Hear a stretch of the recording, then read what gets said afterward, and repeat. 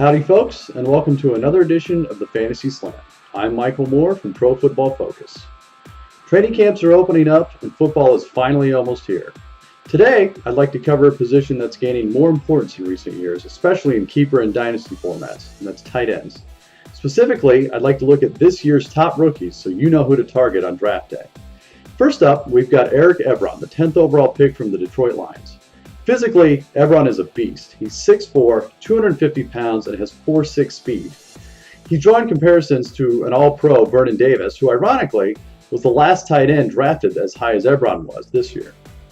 Now, the Lions drafted Ebron despite re-signing Brandon Pettigrew to a 4-year deal, along with having emerging tight end in Joseph Fourier. However, Pettigrew has been relegated to an inline blocking position, while Fourier doesn't have nearly the same athleticism as Ebron does. New Lions offensive coordinator Joe Lombardo had a ton of success in New Orleans with a tight end named Jimmy Graham. You may have heard of him. This means close to 50% of the time, Ebron, like Graham, will probably be lined up in the slot or create mismatches while playing on the line. Now, initially this year, he's found the playbook a little difficult, but the track record for rookie tight end production isn't great, so you shouldn't expect a ton of production in 2014 anyway. However, Ebron is surrounded by good young talent in Detroit, and Calvin Johnson and Golden Tate on the outside. Furthermore, he has a young elite quarterback in Matthew Stafford, who should get him the ball for many years to come. For Dynasty and Keeper leagues, Ebron should be rated extremely high and probably the first tight end off your board. The second tight end I'd like to cover today is Seferian Jenkins from the Tampa Bay Buccaneers. Drafted in the second round out of the University of Washington, Seferian Jenkins is also a physical freak, at 6'5", 260 pounds with 4.7 speed. He has extremely long arms and played basketball while at the University of Washington. He was the Mackey Award winner this year as college's best tight end and possibly could have been drafted in the first round last year, but chose to stay in school. Now, with bad quarterback play, his production severely dropped, which made some scouts question how good he actually could be in the NFL. His current team, the Bucs, used the 7th overall pick on wide receiver Mike Evans, leaving ASG to enter a talented but crowded young team. They also brought in new offensive coordinator Jeff Tedford, who primarily runs a run-based offense, which means initially there probably won't be a whole lot of targets to go around, or at least to go Seferian Jenkins' way.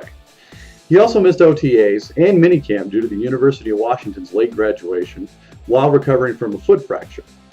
However, the future is bright with ASG, and he should beat out Tim Wright and Brandon Myers, current Tampa Bay tight ends, to start the season. Seferian Jenkins will use his size and athleticism to be a severe red zone target, perhaps as soon as this year. Long term, his dynasty prospects will be tied to whomever the quarterback is in Tampa Bay. The third tight end I'd like to talk about is Jason Amaro of the New York Jets. Drafted in the second round out of Texas Tech, Amaro stands 6'5", 265 pounds, and ran a sub-4.7 40 time at the Combine.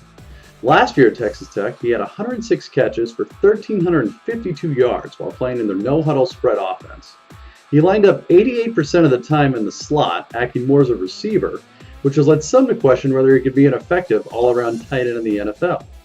Case in point, some question his strength heading into the Combine, but he ended up leading all tight ends with 28 bench press reps, putting those to rest. Initially, in this offseason, the Jets have him lined up all over the field, and with the absence of any other starter-quality receiving threats besides Eric Decker, Amaro projects to be the second or third option in the passing game. He's the most likely of all rookie tight ends to see the most targets immediately.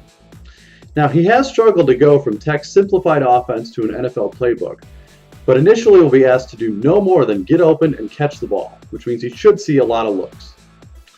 That covers your top rookie tight ends in this year's class. Good luck this year and happy drafting.